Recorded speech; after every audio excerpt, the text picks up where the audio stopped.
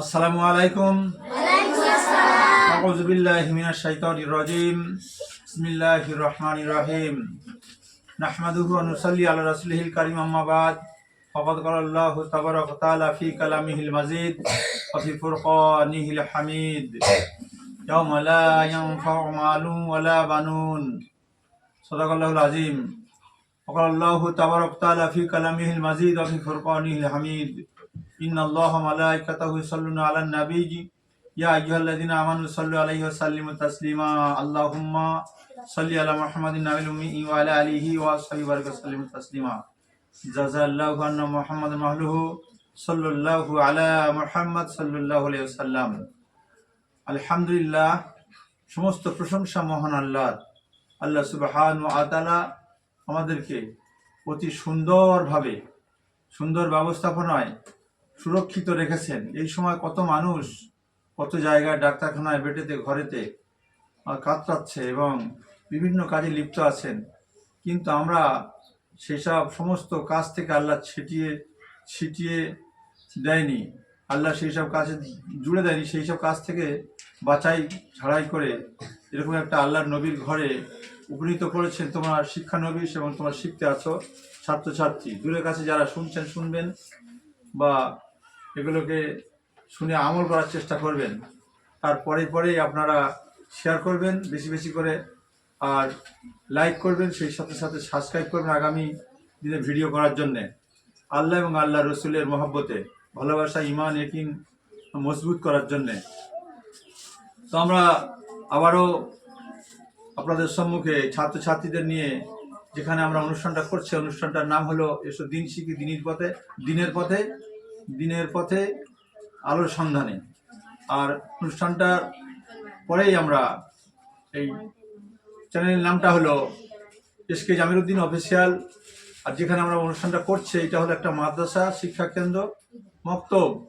এই মক্তবটার নাম হলো, মাদ্রাসার নাম হলো নড়িয়াখালী আবু জাফর সিদ্দিকা কোরআনিয়া মাদ্রাসা।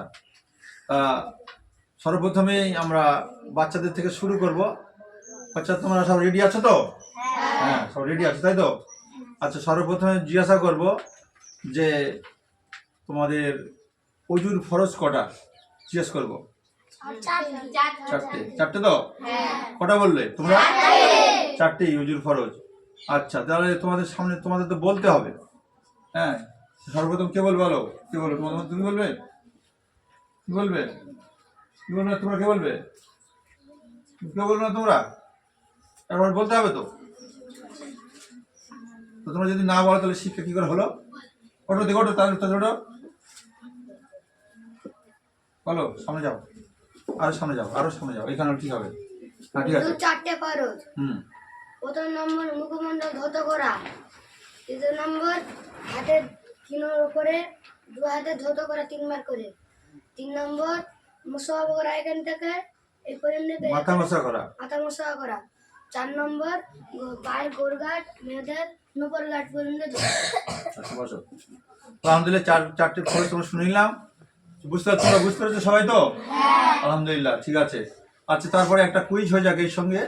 হ্যাঁ, এটা তো হলো যদি চারটে ফরজ। আচ্ছা, তোমরা বলো দেখি, নবীর বেটি মা ফাতেমা তিনি জান্নাতে যাওয়ার আগে যে মেয়েটি জান্নাতে যাবে তার নামটি কি এবং তিনি কার ঘরের বিবি? বলো, কে বলতে পারবে? তোমার বলতে পারবে? আচ্ছা, যে বলতে পারছি আসো, তাড়াতাড়ি আসো, সময় চলে যাচ্ছে। আসো, যাও, সামনে যাও, আর একটু সামনে। ঠিক আছে, বলো। কাঠুরিয়ার বিবি জামিলা। জোরে বলো, জোরে, ওদিক চেয়েছে। কাঠুরিয়ার বিবি জামিলা। তাহলে তিনি কাঠুরিয়ার বিবি ছিল এবং তার নাম জামিলা। কার আগে জান্নাতে যাবে? নবীজির বিবি না, নবীজির বেটি। তাহলে তুমি বিয়ে হয়েছে কেন? নবীজির বেটি মা ফাতিমার থেকে আগে জান্নাতে যাবে কাঠুরিয়ার বিবি জামিলা। আলহামদুলিল্লাহ, উত্তরটা সঠিক হয়েছে। বসো। আচ্ছা, এবার আবার আসি।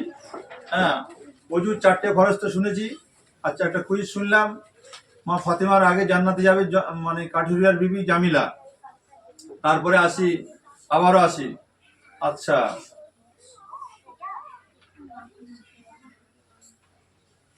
30 রোজায় 30 ফরজ, 30 নিয়েতে তাহলে কি হবে বলো? 30 ফরজ। তাহলে আসো, সামনে আসো, সামনে আসো, দুটো সব বলবে। সামনে সামনে যাও, জোরে জোরে বলো, চিল্লে চিল্লে। 30 রোজায় 30 ফরজ, 30 নিয়তে 30 ফরজ। আলহামদুলিল্লাহ, উত্তর সঠিক হয়েছে। তাহলে বোঝা গেল 30 নিয়তে 30 ফরজ, 30 রোজায় 30 ফরজ। এই রোজার নিয়ত করতে হবে, ওটাও ফরজ, আর রোজাটাও ফরজ। ঠিক আছে, রমজান মাসের। ঠিক আছে, বসো তাহলে, বসো। আলহামদুলিল্লাহ, ভালো হয়েছে। এইবার আসি আমার, তাহলে আরেকটা কুইজ হয়ে যাবে এর সাথে। আচ্ছা, এবারে হচ্ছে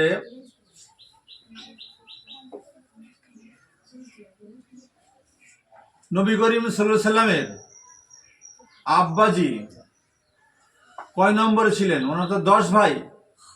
তো নবী করিম সাল্লামের পিতাজিরা 10 ভাই।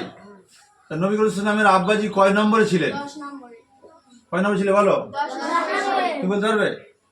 বলতে পারবে না? বলো কয় নম্বরে? 10 নম্বরে। 10 নম্বরে বলতে হবে এখানে, বলতে হবে, বলতে হবে তাহলে। হ্যাঁ, তো আসতে হবে না, তুমি বসে বসে বলবে। তুমি তুমি তুমি বলতে পারবে? হ্যাঁ, তাহলে আসুক। আচ্ছা, তুমি আসো, আসো সামনে দাঁড়িয়ে বলো। নবী করিম ইসলামের আব্বাজি এরা 10 ভাই। ওনার এই 10 ভাইয়ের মধ্যে নবী করিম ইসলামের আব্বাজি কয় নম্বরে ছিলেন? 10 নম্বরে। 10 নম্বর, জোরে বলো, কয় নম্বরে? 10 নম্বরে। ওনার নাম কি বলো? আব্দুল্লাহ। আব্দুল্লাহ। আলহামদুলিল্লাহ, ভালো, উত্তর সঠিক হয়েছে। বসো। তাহলে বোঝা গেল তো আমরা নবীজি সাল্লামে, বসো বসো বসো বসো। আলহামদুলিল্লাহ, ভালো হয়েছে। তাহলে এবারে আমরা আসছি আর একটা ফরজ এসে আমরা শুরু করবো, অন্য সাইডে যাবো। আর চারটা ফরজের দিকে আদায় বলবো। আর তোমাদের সবাই রেডি আছে তো? সবাই রেডি? আলহামদুলিল্লাহ, তাহলে ঠিক আছে। আচ্ছা, এবার তোমরা বলো যে আর কেন আহাকামে কটা ফরজ? 13টা ফরজ। কটা বললে? 13টা ফরজ। 13টা ফরজ মনে আছে তোমাদের সকালে? আলহামদুলিল্লাহ, মনে আছে, কিন্তু উল্টোপাল্টা হয়ে যাবে তো, সোজা করে নিতে হবে। 13টা ফরজ, আর কান আহকামের 13টা ফরজ। ঠিক আছে, শরীর পাক থেকে নিয়ে সালাম ফিরানো পর্যন্ত 13টা ফরজ। শরীর পাক হলো প্রথম, আর সালাম ফিরানো কিন্তু শেষ। পারবে? তাহলে এসো। আচ্ছা, সে বলে দাও হবে ইনশাল্লাহ। এসো, বলো, সামনে সরে যাও, জোর যা বলবে। আহকাম 13 ফরজ। আর সামনে। 1 নম্বর শরীর পাক, 2 নম্বর কাপড় পাক, 3 নম্বর জায়গা পাক, 4 নম্বর সতর ডাকা, 5 নম্বর কেমনমুখী হওয়া, 6 নম্বর খাড়ায় নামাজ পড়া, 7 নম্বর নিয়ত করা, 8 নম্বর খাড়া হয়ে নামাজ পড়া, নামাজ পড়া, আর 9 নম্বর হাঁটু রুকু কেরাত পড়া, কেরাত পড়া, কেরাত পড়া, 10 নম্বর রুকু করা, সিজদা করা, সিজদা করা, আর 12 নম্বর 11 নম্বর ওই আতিয়াতু পড়া, আতিয়াতু দোয়া মাসুরা দোয়া শরীর দোয়া মাসুরা পড়া, আর 12 নম্বর সালাম ফিরে নামাজ শেষ করা। 13 নম্বর তো একটা ছেড়ে গেছে, ওই যে রুকু করা, সিজদা করা, দুটো একসঙ্গে হয়ে গেছে। ঠিক আছে, আলহামদুলিল্লাহ, ভালো হয়েছে। তাহলে বসো। আলহামদুলিল্লাহ, ভালো হয়েছে। তাহলে বোঝা গেল আর কেন হাকামের 13টা ফরজ। এই 13টা ফরজ ইনশাআল্লাহ বলেছে, তাও একটু উল্টোপাল্টা হয়ে গেছে, যদিও তবু বলে ফেলেছে। ঠিক আছে, আলহামদুলিল্লাহ, ভালো হয়েছে। তাহলে তোমরা এইভাবে শিখবে ভালো করে। ঠিক আছে, সুন্দর করে সাজিয়ে গুছিয়ে বলবে, উল্টোপাল্টা হয়ে যাচ্ছে, ওটা সঠিকভাবে সাজিয়ে গুছিয়ে বলবে। আলহামদুলিল্লাহ, এই পর্যন্ত আমাদের সংক্ষিপ্ত না কুইজ বা ফরজ সম্পর্কে আমরা জানলাম। তাই এগুলো আমাদের শিক্ষার খুব দরকার, এবং এগুলো আমল করার প্রয়োজন। আগামীতে আমরা যেন এগুলো শিখে নিই বা আমল করার চেষ্টা করি, অপরের কাছে পৌঁছে দিই। এবার আমরা আসবো নামাজ সম্পর্কে। নামাজ সম্পর্কে অনেক হাদিস হয়েছে এবং অনেক পর্ব হয়েছে। আজকের এই নামাজটা হবে হযরত আব্দুল্লাহ আনসারীর একটা নামাজ। হযরত আব্দুল্লাহ আনসারীর নাম শুনেছো তোমরা ইতিপূর্বে কোনোদিন? আব্দুল্লাহ আনসারী, আলহামদুলিল্লাহ, আব্দুল্লাহ আনসারী। আচ্ছা, আমাদের বাড়িতে কাপড়, মেয়েদের বা ছেলেদের লুঙ্গি প্যান্ট অভাব আছে কি? ভালো করে উত্তর দেবে, আছে কি? তবু আমরা নামাজ পড়ি না। তবে কি করি? নামাজ পড়ি না। আল্লাহর একদম 1 নম্বর প্রধান আলের বান্দা। 1 নম্বর কি? প্রধান আলের বান্দা, ক্রোধ বন্ধ রাখ। তাহলে বোঝা গেল আল্লাহ সুবহানাহু ওয়া তাআলার একজন বান্দা নবীর উম্মত, তিনি নামাজ পড়তেন। দুই স্বামী স্ত্রীর একটা মাত্র কাপড়, কটা বললাম? স্বামী আর স্ত্রীর একটা কাপড়, কটা বললাম? একটা। উত্তর দেবে, স্বামী স্ত্রী কটা কাপড়? এই একটা কাপড়ে কোনোদিন এক ওয়াক্ত নামাজ কাজা হয়নি। আব্দুল্লাহ আনসারী কোনোদিন ওই জামাত ফেল করেনি, জামাতে নামাজ পড়েছে। কিন্তু কাপড় একটা, স্বামী আর স্ত্রী মিলে কাপড় একটা, নামাজ পড়েছে কোনোদিন। কিন্তু আব্দুল্লাহ আনসারীর নামাজে জামাতে কোনোদিন জামাত ফেল হয়নি। আর তারপরে আব্দুল্লাহ আনসারীর বিবিরও নামাজ কোনোদিন কাজা হয়নি। ঠিক আছে? তাহলে কিরকম তার সংকটে তার সময় কাটিয়ে জামাত তারা পালন করে গেছে, বা আদায় করে গেছে, বা কায়েম করে গেছে, প্রতিষ্ঠিত করে গেছে। তা আব্দুল্লাহ আনসারী যখন নামাজ পড়তে আসতেন, তা মদিনাতুল মুনাওয়ারার মসজিদে যত মুসল্লি বা আল্লাহ নবীর সাহাবারা ছিলেন, যেই না আল্লাহ রসুল সালাম ফিরতেন, সঙ্গে সঙ্গে চলে যেতেন, দোয়া করতেন না। এখন তো অনেকে বলে দোয়া করতে হবে না, আর দোয়াও মুখল ইবাদ, আর দোয়াও মুখল ইবাদ। আল্লাহ রসুল বললেন দোয়া হলো ইবাদতের মগজ বা মাথা। যার মাথা নেই তার সে কি বাঁচবে? হ্যাঁ, এখন কিছু মানে মূর্খ পণ্ডিত যারা মানে সারা দুনিয়ায় কোনোদিন দেখিনি, তাদের মাদ্রাসার দৌড় দেখেনি তারা, আর তারা এখন বলে কি দোয়া করতে হবে না। হ্যাঁ, এদের শুধু খালি মানে তাড়তে হবে, জলায় ফেলে পানি হবে এক হাঁটু, আর সেখানে তোমার দৌড় করাতে হবে। আর দোয়াও মুখুল ইবাদ আল্লাহ রসুল বললেন, আর সেইটা না পালন করে বলছে দোয়া করতে হবে না, নামাজ পড়লি ওই সালাম ফেরলি হয়ে যাবে। হ্যাঁ, তাহলে সালাম ফেলে যদি হয়ে যায়, তাহলে আমি চাষাবাদি করব, চাষাবাদি করার সময় বিয়ন বা বীজতলা মাঠে ছড়িয়ে দিয়ে এসে ঘরে শুয়ে থাকবো, ও ধান হয়ে যাবে। হয়ে যাবে না? হয়ে যাবে না? হয়ে যাবে না? অবশ্যই হয়ে যাবে, ওদের পক্ষে হয়ে যাবে। কিন্তু না, আর দোয়াও মুখুল ইবাদ। আল্লাহ রসুল বললেন সমস্ত ইবাদতের মগজ হলো দোয়া। এই দোয়া যদি না করা হবে না। এবারে দোয়া করে না, চলে আসে। কেন চলে আসে? তার জন্য কানাঘুষো হয়। সাহাবারা বা সাহাবিরা বা আল্লাহ রসুলের যত মুসল্লি ছিলেন, তারা সব কানাঘষা বা সমালোচনা করতেন। আল্লাহ রসুল শুনে একদম হচ্ছে খবরদার, সমালোচনা করবে না। কারোর পিছনে সমালোচনা করার হলো গীবত। ওটা কি? গীবত। আল্লাহ রসুল বললেন আল গীবাতু আসাদ্দু মিনাল জিনা, জিনা করার সমতুল্য গুনাহ। খবরদার তোমরা কেউ গীবত করবে না। আল গীবাতু আসাদ্দু মিনাল কতলি, সারা পৃথিবীর মানুষকে কতল করার সমপরিমাণ গুনাহ। খবরদার তোমরা কেউ সমালোচনা করবে না কারোর পিছনে। এখন তো মোড়ের মাথায়, চায়ের দোকানে, বাজারে, হাটে ঘাটে, গাছের তলায় বসে বসে এর বিরুদ্ধে ও বলছে, ওর বিরুদ্ধে বলছে, গীবত করছে। ওরা গীবতকারী, মায়ের সঙ্গে গীবতকারী। আর মেয়েরা যদি গীবত করে তার বাপের সঙ্গে সে জেনাকারী। খবরদার, এটা থেকে সবার বাঁচার জন্য আল্লাহর কাছে দোয়া চাইবে, আল্লাহ পাক যেন আমাদেরকে এর থেকে হেফাজত করেন। আমিন। সবাই বলো আমিন। তো আব্দুল্লাহ আনসারী কথাটা আল্লাহ রসুল বললেন, আমাকে দেখতে দাও, আমাকে একটু দেখতে দাও, আমি নিজে দেখবো, পরিদর্শন করব। আল্লাহ রসুল গেলেন, গিয়ে আব্দুল্লাহ আনসারীর বাড়িতে গিয়েছেন। যাওয়ার পরে সালাম দিয়েছেন। আমরা তো সালাম দিই না, কারোর বাড়িতে হুট করে ঢুকে যাই, সালাম দিই না। সালাম দেবে, সালাম নেবে, এটা আল্লাহ রসুলের আদর্শ সুন্নত। যে ঘরে স্বামী স্ত্রী সালাম আছে, সে ঘরে জান্নাতের বাগান আছে। যে ঘরে স্বামী স্ত্রী সালাম নাই, ওটা বলে জান্নাতের বাগান নাই, ওর মধ্যে সবসময় কলহ, গণ্ডগোল, বিবাদ, বিসম্বাদ। আজ তো বর্তমান সমাজে আমাদের সংসারেও তাই হচ্ছে। আমরা সালাম কালাম তুলে দিয়েছি, এখন কি টাটা, ওকে টাটা, হ্যাঁ ওর কপাল ফাটা, ওকে টাটা। খবরদার না, এটা হলো খ্রিস্টানদের প্রথা, খ্রিস্টানদের নিয়ম। খ্রিস্টানরা আমাদের ইমান নষ্ট করার জন্য এটা তৈরি করেছে। টাটা ওকের কোনো মানে নেই। সালামের যেরকম মানে আছে, আসসালামু আলাইকুম ও রহমাতুল্লাহি ওয়া বারাকাতুহু, বলছে যে আল্লাহ তোমার উপরে রহমত ও বরকত নাজিল করুক। ও বললো ওয়ালাইকুম আসসালাম ওয়া রাহমাতুল্লাহি ওয়া বারাকাতুহু, আল্লাহ তোমার উপর রহমত ও বরকত নাজিল করুক। তাহলে কেন আমরা এটা ছেড়ে দেবো কেন? এর পরিবর্তে আমরা 10টা থেকে 30টা নেকি পেয়ে গেলাম, তাহলে 30টা নেকি আমরা ছাড়বো কেন?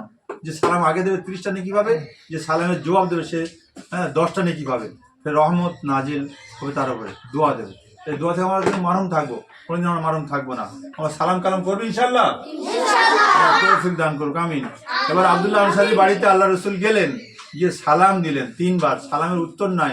আল্লাহ রসুল ফিরছেন, আর এবারে ওমর রাদিয়াল্লাহু আনহু বলছি দেখেছেন আল্লাহ রসুল, ওগো নবী শোনেন, ওগো নবী শোনেন, আব্দুল্লাহ আনসারী এত বিয়াদব, এত বেয়াদ ও বদতমিজ যে আপনার সালামের জবাব পর্যন্ত দেয় না, দোয়া করা তো দূরের কথা। আল্লাহ রসুল চুপ করে আছেন।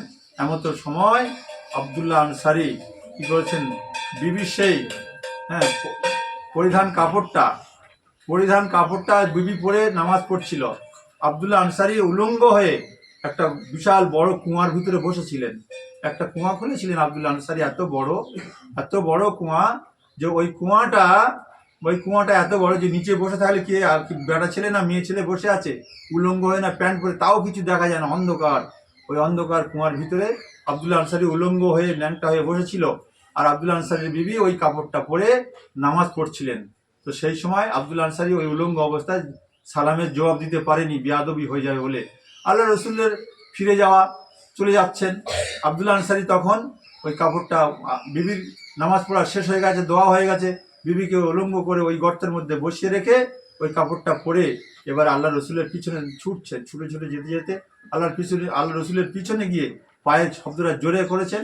আল্লাহ রসুল পিছনে ফিরেছেন, যেই না ফিরেছেন এমত সময় আব্দুল্লাহ আনসারী বলছেন, ও আলাইকুম সালাম। বলছি, আব্দুল্লাহ আনসারী এত দেরিতে? বলছি, আর রসুল হাবিবুল্লাহ গোস্তাকি মাফ করবেন, আমার মাতা পিতা আপনার কদম মোবারকে আমি কোরবান করে দিলাম, আমার অবস্থা আপনি শুনলে অবাক হয়ে যাবেন। আমরা দুই স্বামী স্ত্রী, একটা মাত্র কাপড়। আমি যখন নামাজ পড়তে যাই, আজান হয় মদিনাতুল মুনাওয়ারার মসজিদে, বেলাল যখন আজান দেয়, আমি তখন ওই কাপড়টা পরিধান করে তখন মদিনাতুল মুনাওয়ারার মসজিদে নামাজ পড়তে যাই, সালাম ফিরিয়ে সঙ্গে সঙ্গে চলে আসি, সময়টা চলে যাবে বলে। এই জন্য করে আমি আমার বিবির কাছে এসে ওই কাপড়টা খুলে দিয়ে দিই, তখন ও নামাজ পড়ে ওই কাপড়টা পরে, আমি তখন ওই গর্তের মধ্যে বসে থাকি, কুয়ার মধ্যে বসে থাকি। এই জন্য করে আমি দোয়াটা করতে পারিনি। চলতে গিয়ে দেখি আল্লাহ রসুল সাল্লাল্লাহু আলাইহি ওয়াসাল্লাম গেলেন, গিয়ে কুয়াটা দেখছেন যে ভিতরে কিচ্ছু দেখা যায় না, অন্ধকার, কিন্তু আব্দুল্লাহ আনসারী বিবি ওই কুয়ার মধ্যে বসেছিলেন, তাও দেখা যায় না। আল্লাহ রসুল কেঁদে ফেললেন। আল্লাহ রসুল কি করছেন? কেঁদে ফেলেছেন। আল্লাহ রসুল বলছেন, আব্দুল্লাহ আনসারী, তোমরা তো বেহেশত অর্জন করে ফেললে। বেহেশত কি করলে? অর্জন করে ফেললেন। তোমরা বেহেশত ওদের তৈরি করে ফেললেন। আল্লাহ রসুল কেঁদে ফেললেন। আল্লাহ রসুল গিয়ে বলছেন, আব্দুল্লাহ আনসারী, তোমাদের বেহেশত অর্জন করা হয়ে গেছে। কেন বলতে পারলে? কেন বলতো? কেন? একটাই কাপড়, দুজনেই নামাজ পড়ছে, কিন্তু নামাজ তারা কোনোদিন ছাড়েনি। আর আমাদের ঘরে এত কাপড়, কুলতলি মেলাতে যাওয়ার জন্য একটা, কালকের আরেকটা, এরকম 10 দিনে 10টা, না হলেও অন্তত কমসে কম 5টা। তারপরে ডাক্তারখানায় যাওয়ার জন্য একটা, আচ্ছা বেইবিনিট দেখানোর জন্য একটা, গ্রামে পড়ানোর জন্য একটা, ঘরেতে পড়ার জন্য আরেকটা। এরা আছে না নেই? আছে না নেই বলো? অবশ্যই আছে। পড়ার ছেলেদের দেখানোর জন্য আরেকটা, আর বিভিন্ন জায়গায় বেড়ানোর জন্য আরেকটা। কত কাপড়, তবু নামাজ পড়ি না। এই নামাজ থেকে আমরা মাহরুম। এই নামাজ থেকে যদি যারা মাহরুম থাকে, আল্লাহ সুবহানাহু ওয়া তাআলা তাদেরকে কঠিন শাস্তি দেবেন। কিয়ামতের মাঠে যখন হিসাব নিকাশ হবে, নামাজের হিসাবটা সর্বপ্রথম নেবেন আল্লাহ। সেই সময় আমরা কি জবাব দেব? জবাব দিতে পারবো? জবাব দিতে পারবো না। তাই আল্লাহ পাক আমাদের সকলের সুমতি ফিরে দিক। আমরা সবাই যারা শুনবেন, বা আমরা যারা শুনছি, আমরা সবাই যেন আল্লাহ পাকের হুকুম মোতাবেক নামাজ যথা টাইমে আদায় করতে পারি এবং কায়েম করতে পারি। তৌফিক দান করুক। আমিন। আসসালামু আলাইকুম।